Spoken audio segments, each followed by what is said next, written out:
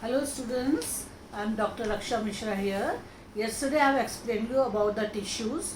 Today we will take the next topic, that is tissue system of the BSc part 2nd.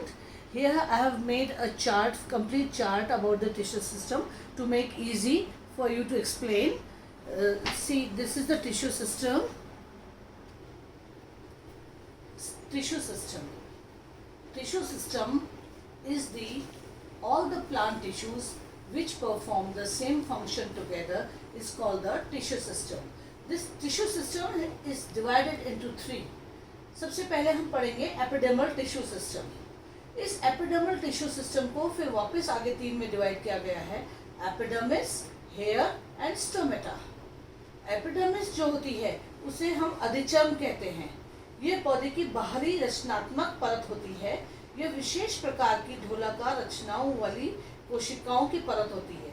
यह एक कोशिकी होती है, single कोशिका की बनी होती है, परंतु कनेर, बरगद, इनकी पत्तियों में यह अधिक कोशिकाओं की भी पाई जाती है. इनके सेल्स के मध्य में इंटरसेलुलर स्पेस नहीं पाई जाती. और इनकी जो बाह्य त्वचा होती है, इस पे देखिए ये दिखा रखा है, क्यूटिकल लिखा हुआ है. इस पे क्यूटिन नामक पदार्थ का स्त्रावण जमा हो जाता है, जिसको क्यूटिकल लेयर कहते हैं. उसके नीचे हमने दिया है हेयर. ये जो हेयर होता है, ये अधिचर्म के किसी सेल पर बाहरी अतिवृद्धि उत्पन्न हो जाती है, उसे हेयर कहते हैं, एपिडर्मल हेयर कहते हैं. ये एक कोशिकाएं और बहुकोशिकाएं दोनों प्रकार की होती हैं. इसके अंदर देखिए मैंने रूट का हेयर और स्टेम का हेयर अलग बनाया है. उसके बाद में नेक्स्ट है स्टोमेटा. स्टोमेटा जो होते हैं वो एपिडर्मिस के ऊपर सूक्ष्म छिद्र पाए जाते हैं. ये किडनी शेप होते हैं. ये देखिए किडनी शेप दिखाई दे रहे हैं. ये किडनी शेप जो सेल्स होती हैं, ये चारों तरफ से गार्ड सेल्स के द्वारा, ये गार्ड सेल्स हैं बाहर, ये किडनी शेप, ये गार्ड सेल्स, इनके द्वारा घिरी रहती हैं. और इन सेल्स के अंदर क्लोरोप्लास्ट भी पाया जाता है. स्टोमेटा दिन के समय खुले रहते हैं तथा रात को बंद हो जाते हैं. उसके बाद हम लेंगे वेस्कुलर टिश्यूज. नेक्स्ट है वेस्कुलर टिश्यूज. ये वेस्कुलर टिश्यूज जो होते हैं, ये वेस्कुलर सिस्टम बनाते हैं. वेस्कुलर सिस्टम के अंदर सबसे पहले हम वेस्कुलर टिश्यूज को जो है डिवाइड किया गया है, radial vascular bundles, conjoint vascular bundles and then concentric vascular bundles. Radial vascular bundles जो होते हैं, वो उनका मतलब होता है कि सारे जो जाइलम और फ्लोएम जो है वो एक ही रेडियस पर पाए जाते हैं. एक फ्लोएम उसका नेक्स्ट जाइलम, फिर एक फ्लोएम उसका नेक्स्ट जाइलम. उसके नेक्स्ट है conjoint vascular bundle. Conjoint vascular bundle दो भागों में डिवाइड किया गया है.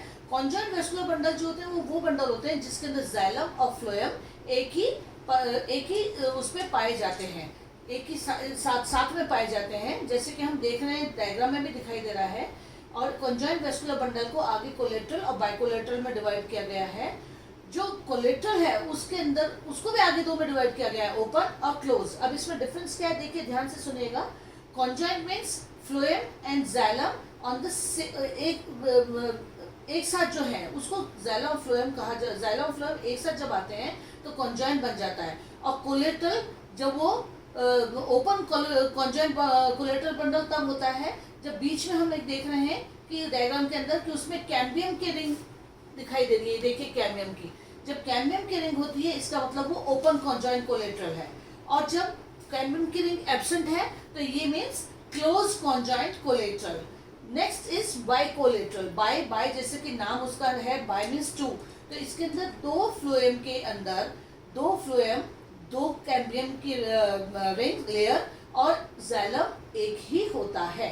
Means xylem is surrounded by two cambium layers and two phloem layers. उसके नेक्स्ट है कॉन्सेंट्रिक. कॉन्सेंट्रिक वेस्कुलर बंडल को आगे वापस डिवाइड किया गया है दो में, amphivasal and amphicribral. Amphivasal vascular bundles वो होते हैं जिसमें डायग्राम में दिखाई दे रखा है, देखिए ध्यान से, बीच के अंदर फ्लोएम है. When the phloem is surrounded by the xylem is called the amphivesil. And opposite means when the xylem is surrounded by the phloem is amphicribal. This is about the vascular tissue system. Next is the ground tissue system. Ground tissue system को आगे divide किया गया है, hypodermis, cortex, endodermis, pericycle, medullary rays and pit. Hypodermis जो होती है वो just epidermis के नीचे वाली लेयर होती है. और ये स्टेम के अंदर नीचे वाली लेयर होती है, और ये कॉलनकैमेटस टिश्यूज, डाइकॉट स्टेम में कॉलनकैमेटस टिश्यूज और मोनोकॉट्स के अंदर स्क्लेरेंकाइमेटस टिश्यूज की पाई जाती है। ये हाइपोडर्मिस जो होती है ये 2 और 3 लेयर्स की होती है। ये इसका इम्पॉर्टेंट फंक्शन होता है to give the mechanical strength to the plant, क्योंकि इसके अंदर स्क्लेरेंकाइमेटस टिश्यूज पाए जाते हैं जो दृढ़ उत्तक भी कहलाते हैं और यांत्रिकी सपोर्ट भी देते हैं। उसके नेक्स्ट है कॉर्टेक्स। जस्ट हाइपोडर्मिस के नीचे डाइकोस्टेम में कॉर्टेक्स पाया जाता है। इसका फंक्शन होता है to store the food and it is generally made up of parenchymatous tissues and it is multi layered. Cortex is multi layered. Now comes the endodermis. Endodermis जैसे कि दिखाया गया है, मैंने दिखाया भी है कि वो एक सिंगल सेल होती है और इसके अंदर जो बीच में जो वॉल होती है, 2 सेल के बीच में जो वॉल होती है वो थिक हो जाती है कैम्बियम के डिपोजिशन के कारण। ये एंडोडर्मिस जो होती है ये कॉर्टेक्स को, हाइपोडर्मिस और कॉर्टेक्स को वेस्कुलर टिश्यू सिस्टम से अलग करती है। एंडोडर्मिस के नेक्स्ट है पेरिसाइकिल। पेरिसाइकिल सबसे आउटरमोस्ट लेयर होती है जस्ट एंडोडर्मिस के नीचे, outermost layer of the vascular tissue system. उसके बाद मेडुलरी रेज होती हैं।